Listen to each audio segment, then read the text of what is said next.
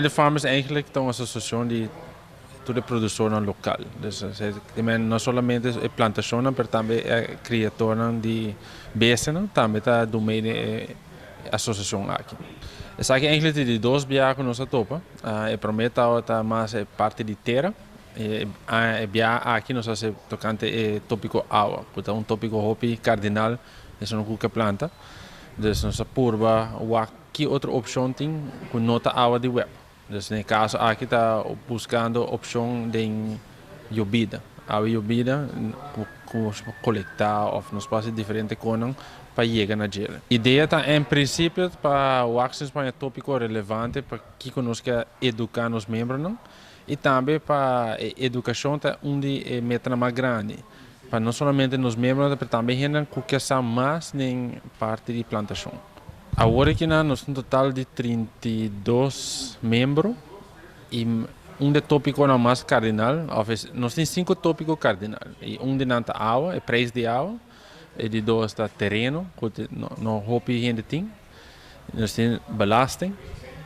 Depois tem também o tipo de produção que a Aruba pode fazer.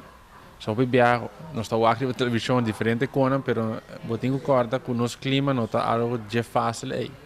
Então, isso é para mencionar um par. E tem outra que está marcando também que o governo sua visão para estar sustentável, na parte de fruta, verdura, e que nós queremos colocar unir o governo para isso aqui em realidade. Eu quero a solução até.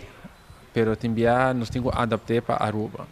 E mirando que o grupo está crescendo, a noite menos está em redor de 30 gente na sala, e você escuta a experiência de outro.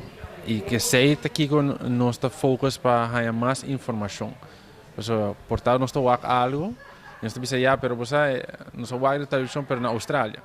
Está na Aruba, e portanto, dentro da sala, você tem gente que por ver que está dando sua experiência, e nós podemos ver em escala um pouco mais grande. Nós temos agora que dois tipos de membresia.